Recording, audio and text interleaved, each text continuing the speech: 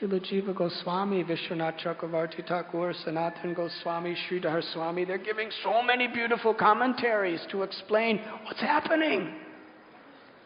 Krishna's Parabrahma. He's the supreme Brahman.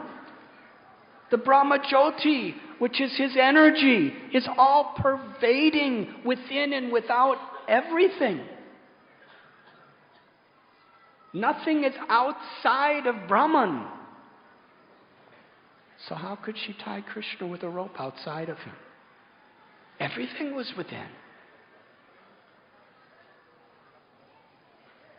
Very interesting pastime. The Supreme Absolute is transcendental. He's Atmarama, he's self-satisfied. Yet he's crying because he wants butter. He's the Supreme Truth, yet he's lying to increase the ecstasy of the love of his mother. He's beyond the modes of material nature, and yet he's appearing angry and breaking the little pots. He's feared by fear personified. He's the cause of time.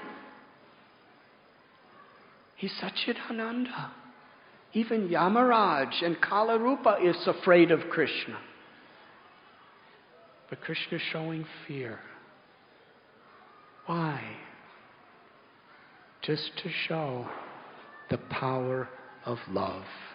He is exhibiting all these qualities simply as a reciprocation of his love, although he is beyond everything.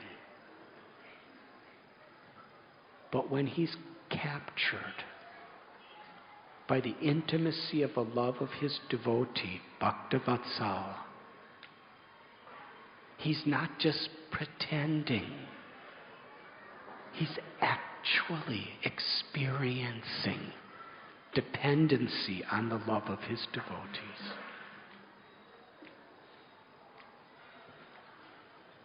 This is Vrindavan, the highest jewel of the supreme independence of the Lord. The gopis were saying to Yashoda Mai that, don't you see, every time you tie the ropes together, it's the same distance too short? It is not Krishna's destiny to be tied up today.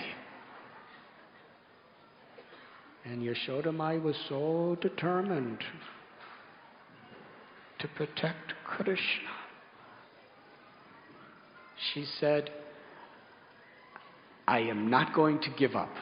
However long it takes, however much rope I have to use. I want to find out how much rope it takes to put around the waist of my little Gopal. And also, if I don't teach him, who's going to teach him? She was smiling, she was laughing, and she was tying. And after some time, she was perspiring, and her sari was becoming loosened. And Krishna saw what was the enthusiasm of her love.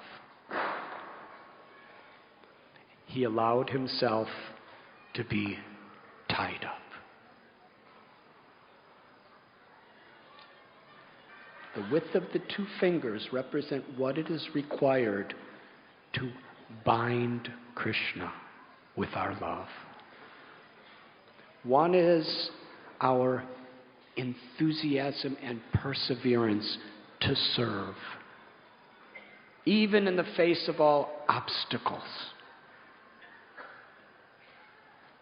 When Krishna sees that for his pleasure, we are not being discouraged by success or failure, honor or dishonor, pleasure or pain, happiness or distress, health or disease, victory or defeat. Devotional service is ahaituky, apratihatā. It is unconditional by these things. As long as there's selfishness or arrogance in what we do, then we become very discouraged because we're not getting our way. But when we're truly doing it for Krishna's satisfaction, even though there may be heartaches, there's so many impediments in doing Krishna's will,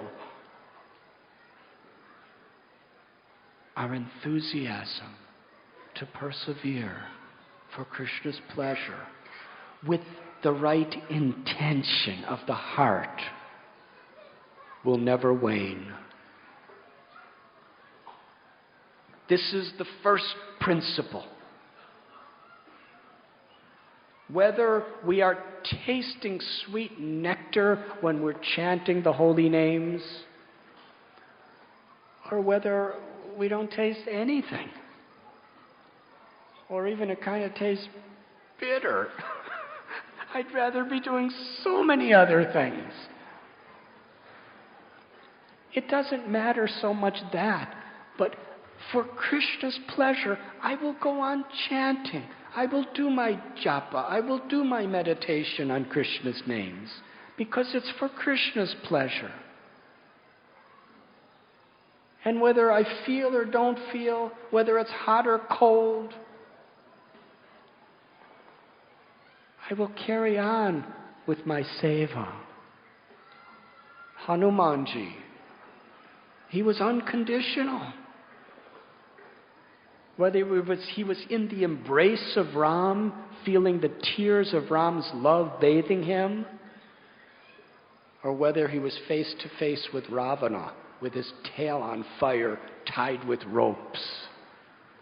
His enthusiasm to persevere for the pleasure of Ram was always there. And that is Vrindavan in its highest, sweetest manifestation.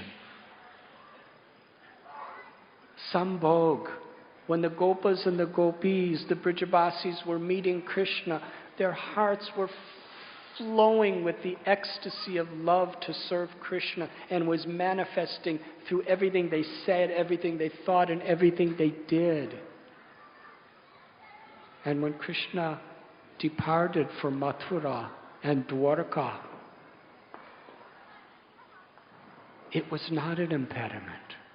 Their enthusiasm, their perseverance, their faith was ever increasing in Vipralambha Bhav, in love and separation. Krishnadas Kaviraj Goswami tells that the gopis, every day after Krishna left for Mathura, they would make garlands, they would make bhoga, they would make beautiful flower beds for him to meet with Sri Radha because they were expecting he'll come today. And when he didn't come, they just remembered him so deeply in separation, crying tears of love as offerings. And the next day they would do the same thing, year after year. No impediment. Yashoda Mai, for Krishna's protection, to show her motherly love for Krishna, she was willing to spend the rest of eternity tying ropes. That was her enthusiasm. And the second finger represents Kripa, Krishna's kindness, Krishna's mercy. Because no matter how enthusiastic, how we persevere, it's not enough. Unless Krishna reveals himself to us by his own sweet will. It's a descending process. We could never know him. Yegata mam prapadyante tams tathaiva bhajamya. Krishna tells in Bhagavad Gita, as one surrenders to me, I reciprocate accordingly. When a devotee, for the pleasure of Krishna, samsiddhira haritoshana, with faith in Krishna's causeless mercy, surrenders their love then Krishna reciprocates, and by his mercy, he is conquered by that love. Yashodamai tied Krishna up. And Krishna told his mother, please untie me. And Yashodamai, she said, Krishna, I will be close by. You're very naughty today. You be like this right now, and I'll be back. It was a very comfortable situation for him.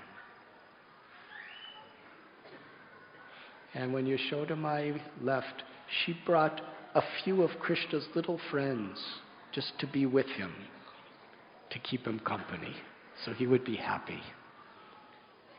So his friends were joking with him. Balaram was not there at the time. But the other little gopas, they were saying, Krishna, you got tied up. Krishna said, untie me, but they couldn't untie him.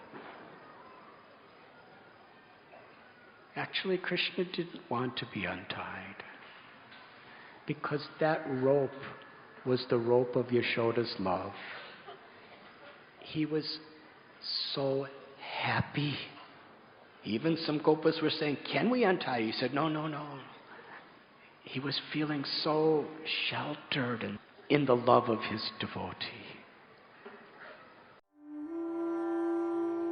You were listening to Radhanath Swami on devotionalnectar.com.